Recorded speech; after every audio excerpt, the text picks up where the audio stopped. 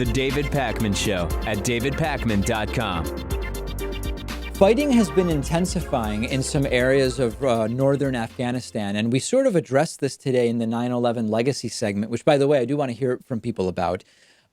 We still are in Afghanistan, and after these supposed talks that were going to take place between the Trump administration and the Taliban broke down, talks that were meant to negotiate or figure out the withdrawal of thousands of U.S. troops, we are now seeing fighting in at least 10 provinces, the heaviest fighting happening in northern regions where there has been sort of potentially escalating circumstances for weeks now. Now it is actually escalating in earnest. And, you know, when I think about this, Pat, it's so easy to just blame Trump for everything. And now it's pretty neatly fitting into this package where, hey, the talks broke down, let's blame Trump and everything would be so much better off in Afghanistan. We've been in there like 2-3, over a course of 3 decades almost at this point. And this is such a bigger issue. And it's fine to say Trump missed potentially an opportunity. It's fine to say it wasn't a real bona fide opportunity. These aren't good faith negotiators. That's fine. All of those analyses are fine. But this is so much bigger than Trump. Yeah, the Afghanistan war is now the longest war in American history. It's been going on for 18 years. And soon there will be people fighting in that war that were born after 9/11, which is crazy to think about. Yeah. But yeah, I mean, what bothers me about this is that it seems that Trump gets a round of praise after like an initial story breaks with this sort of stuff. So like when they were announcing that talks were being negotiated with the Taliban, everyone came to Trump's side saying he's going to end the war in Afghanistan. And they already start to give him some credit. The same thing happened a few months back when he tweeted that he was going to pull out of Syria and cut in half the amount of troops in Afghanistan. People sort of rush to his side, act as if he's like following through with his campaign promises of ending the wars there. But then it just never happens. And when it gets canceled, when he goes back on his promises, he doesn't seem to get any blame for it, but he gets the praise. The other thing that's going on is that there's very little, there's a lot of attention being paid to those dynamics that you're talking about. And there's very little attention being paid to the fact that there are people that are still dying in Afghanistan. Earlier this week, 7 civilians died in an airstrike, which was conducted by American and Afghan commandos. The scale of fighting is going up. This is something that is a real and present thing, but at the same time, we really don't hear about it. And this relates to the propaganda cycle of the media and how stories that have a discrete beginning, middle, and end and a wrap up are much more likely to be covered. And this is why, an acute terrorist event gets more coverage than the number of people dying every single day of hunger on this planet. And in the same way, this has now been going on so long, it no longer has a discrete beginning, middle, and end, and we're just not hearing about what's going on there. Yeah, you're right. Like if we were to start a brand new war in, let's say, pick any country, let's say Switzerland, and we lost a few troops over there, we would hear about it around the clock. It would be a huge story in the media because it coincides with the beginning of a war there. Whereas this has been going on for 18 years. It's kind of just old news to hear about someone dying in Afghanistan. There's no real urge for the media to focus on it. And it's a shame because that life is just as valuable as a life lost anywhere else. It doesn't matter how long the war has been going on. Not to mention that actually hearing about it might, by informing more people that this is still taking place, create more of a clamoring for a solution and to actually get out of there. And it is a sort of circle that either feeds itself or a circle that, by virtue of having no oxygen, never even becomes something that we discuss and that enters the political discussion. And in both cases, this is extraordinarily disturbing. And I don't think we're going to be out anytime soon. I don't know if you disagree with me. No, I agree with you there. I mean, I guess maybe if a Democratic president takes office in a couple of years, but even so, I mean, like we said before, the Afghanistan war persisted through the entire 8 years of Barack Obama's presidency. It feels as if they're waiting for the right moment to pull out. And I don't know if we're ever going to see that moment. I think, the Middle East is always going to be, ready to break out into war continuously. And there's just never going to be the time where we find it right to get out of there. And that's a shame. Yeah, I mean, in 1,000 years, maybe that status quo will be different. But certainly in the immediate, things can change. Oftentimes, things can change much more than we believe over longer periods of time, but much less than we believe over short periods of time. There's an analogous sort of, not a proverb, but sort of a thing, an idea about businesses, which is people often overestimate what they can do in a day, but underestimate what they can accomplish in a year. And I think something sort of similar may apply here.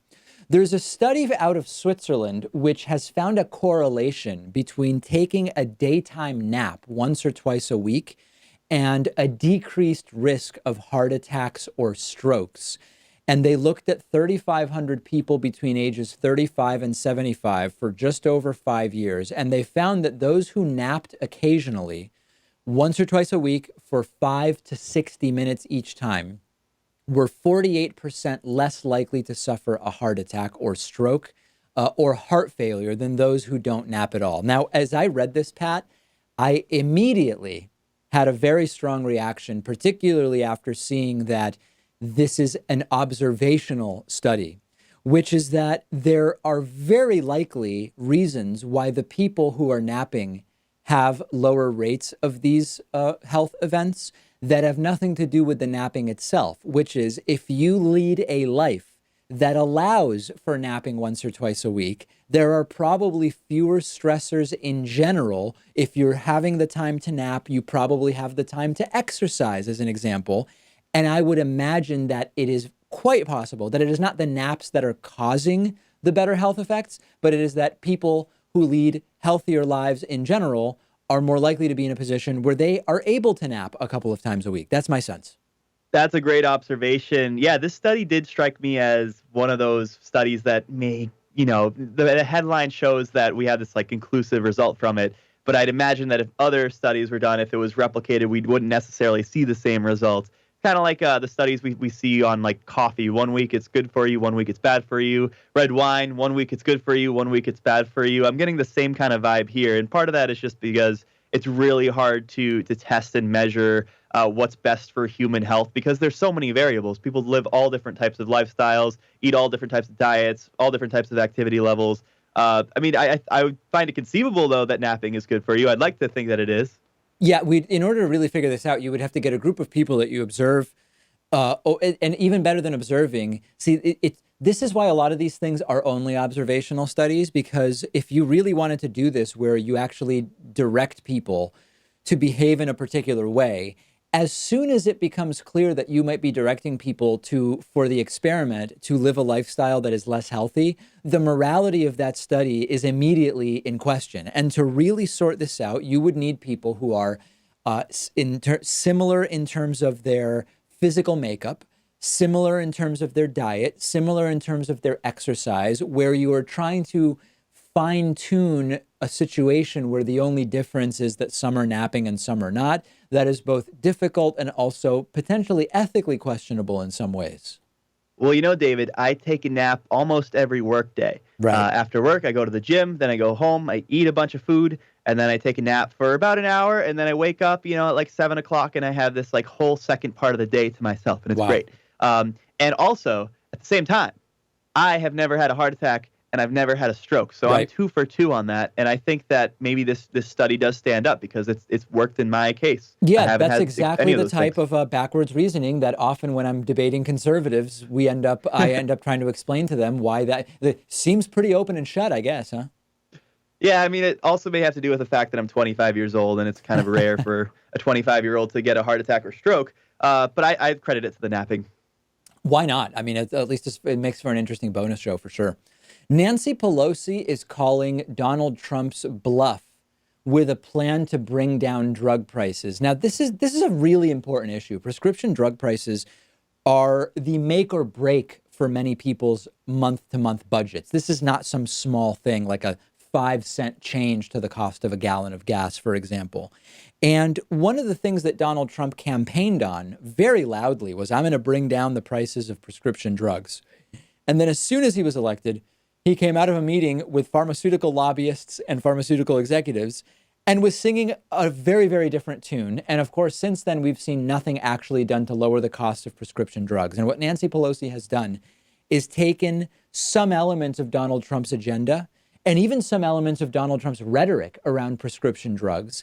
And she has put together a series of populist policies that would include government negotiation with drug makers, which Republicans have said we can't do that. That's price fixing of some kind. And there is an analysis that is interesting of this, which is that Nancy Pelosi is trying to divide Republicans. She has found the idea of taking certain things that Trump wants, pushing for them herself, knowing that many Republicans don't want them, in an attempt to divide Republicans and Donald Trump. I think it's exceedingly clever. At the same time, I don't know that this is really going to have any electoral impact and that this is going to be something that people ultimately end up voting on. But that being said, I understand and appreciate the tactic, and I actually like it. Well, it is a big issue, and I would imagine that it's a voting issue for some people, as long as they're, if they're like suffering from sort of ailment that requires them to take prescription medication, and they understand that the United States is like the only country to not negotiate drug prices, and that it doesn't have to be that way. Maybe they would, change their minds, because Trump on the campaign trail, he talked a lot about this. He talked about how we should be negotiating drug prices. It's the kind of thing that you can outflank Trump on, because this is a sort of like populist, I think left-wing approach that we should be negotiating drug prices. I think that Trump kind of stood out from the rest of the Republican Party when he decided to take up that mantle of calling for this in the first place. Yeah, I mean, a lot of times you heard Trump is a political outsider, so he doesn't really care about partisanship. He just tells it like he sees it, and sometimes it won't be in line with Republican orthodoxy. And that's totally fine, and he did campaign on that. The problem is then, as we talked about, he immediately abandoned it, and now we are going to be in a situation where it is unlikely that progress will really be made.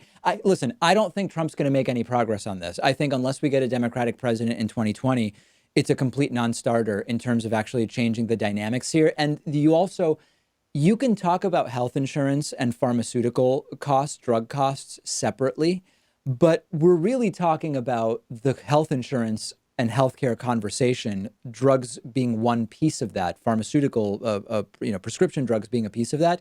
And I also think it's somewhat impractical to pretend as though we can just deal with the drug stuff without actually looking bigger picture at healthcare.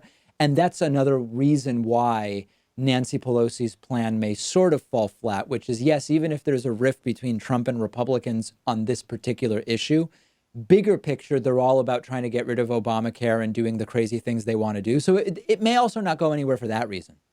Yeah, I think you should definitely try to couple this. If you're like a progressive Democrat, you couple negotiating drug prices with pushing for something like Medicare for all, and that's what Bernie Sanders is doing. A couple months ago, he led a caravan up from the United States to Canada to get cheaper insulin. I don't know how much insulin is here, but I think it's like, I think the numbers I heard were like $1,000 here versus like $60 in Canada, like significantly cheaper up in Canada. Yeah. For the same thing, for the exact same thing. But the Canadian government negotiates drug prices, and so they're able to get it for far less. And we should be doing the exact same thing here. And I think Bernie Sanders doing that, leading the caravan up, draws attention to it. And I would like to see more Americans made aware of this stuff. Yeah, it did draw attention to it in a way that was pretty positive. Again, there is a pragmatic limitation to what can be done if we don't remove the current inhabitant of the Oval Office from the Oval Office. But that was still interesting. A friend of mine was actually in Detroit for a wedding when Bernie did that, and walked right by him on the street as they were about to go over to Canada and got a picture with him. Just very, very random thing. Also random to go to Detroit for a wedding, but people do get married even in Detroit. That's one thing we learned very, very quickly. That does it for today. New show, new bonus show tomorrow, as well as at least an attempt at live streaming on Twitch. Live commentary of the third presidential debate coming up tomorrow night. The David Pakman Show at davidpakman.com.